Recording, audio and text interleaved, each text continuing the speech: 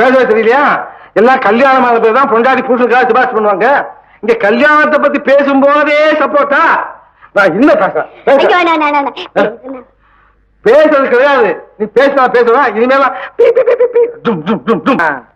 அதாவது நீயும் உன் தம்பியும் சேர்ந்து கூட்டா ஒரு செருப்பு கடை ஆரம்பிச்சீங்க. ஆமாங்க. இப்ப உன் தம்பிக்கு அந்த கடையில எந்த விதமான பங்கு இல்லைன்னு அடிச்சுடணும். அது எப்படியா முடியும்? ஏங்க முடியாது. எனக்கும் என் தம்பிக்கும் எந்த விதமான பார்ட்னர்ஷிப் கிடையாதுங்களே. உன்னோட கூட்டு சேர்ந்திருக்கிறது உன் கூட பிறந்த தம்பி தானே? ஆமாங்க. அக்ரிமெண்ட் பண்ணிக்கலங்கிறதுக்காக உன்னை நம்பி இருக்கிற உன் தம்பியை மோசம் பண்ணு நினைக்கிறியே, நன்னா இருக்கா? நீ உருப்பியா? Idiot nonsense. எனக்கு நீ ஜூனியரா சீனியரா? ஜூனியர். நான் பேசும்போதெல்லாம் குறுக்க ஏன் நான் பேசுறேன்? நியாயம் பண்றது எப்படி சார் சொல்லாம இருக்கிறது? ரத்த பாசமே இல்லாம கூட பிறந்த தம்பியை மோசம் பண்ணு நினைக்கிறான். போடா ஃபூல்.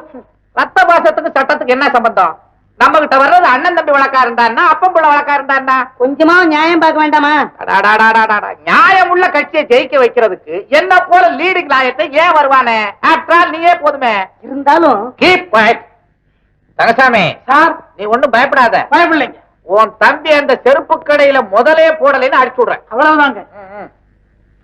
சார், அவசரப்படப்படாது. யோசனை பண்ண வேண்டிய விஷயம். இதுல என்ன இருக்கு யோசனை பண்ண? ஒண்ணு இல்ல, அவ 2 பேரும் அண்ணன் தம்பிகள். பிரதேஷ் அவ வச்சிருக்கிறதும் செருப்பு கடை. என்ன கத்திரிக்காய் கடை? நான் சொல்றேன். நீங்களோ லீடிங் லாயர். சட்ட ஞானத்தால அவ 2 பேரையும் பிரிச்சுடுறேன்னு வச்சுங்கோ. டெஃபினட்டா. தெய்வாதீனத்தால அவ 2 பேரும் ஒண்ணு சேர்ந்து அதே செருப்பு கடையில உட்கார்ந்து இருக்கும் போது நீங்க அந்த பக்கம் போனே இல்ல. அண்ணன் தம்பிகளை பிரிச்ச உங்களை பார்த்து ஆத்திரப்பட்டு அவ உங்களை அடிக்கணும்னு நினைச்சிட்டான்னு வச்சுங்கோ. செருப்பு கடையில உட்கார்ந்து இருக்கிற அவ உங்களை அடிக்கிறதுக்கு கம்பையா தேடிட்டு போவா. யோசனை பண்ண வேண்டிய விஷயம்தான்.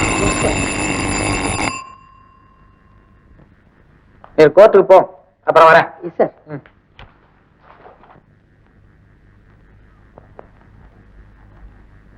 ஹலோ மிஸ்டர் நடராஜன், உள்ள உட்காருங்க. இதை வந்துட்டேன்.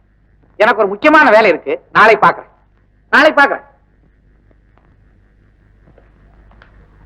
என்ன சார் இது? ஏகப்பட்ட கேசுகளை ஒத்துக்கிட்டு அவஸ்தப்படுறீங்க போல இருக்க. என்ன சார் பண்ண சொல்றீங்க? எல்லாரும் உங்க மாதிரி அதிர்ஷ்டக்காரரா பிறக்க முடியுமா? நான் அதிர்ஷ்டக்காரனா? ஆமா, ஒரு கோடீஸ்வரனுக்கு மேனேஜரா இருக்கிறதுன்னா அதிர்ஷ்டம் இல்லாம என்ன சார்? அவருக்கு மேனேஜரா இருக்கிறதுனால எனக்கு பெருமை இருக்கலாமே தவிர பிரயோஜனம் இல்ல சார்.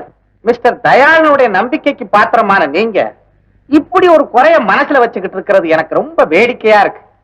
அவரால் நடத்தப்படுற அநாத விடுதிகள் எத்தனை? அவர் செய்யற தான தர்மங்கள் எவ்வளவு?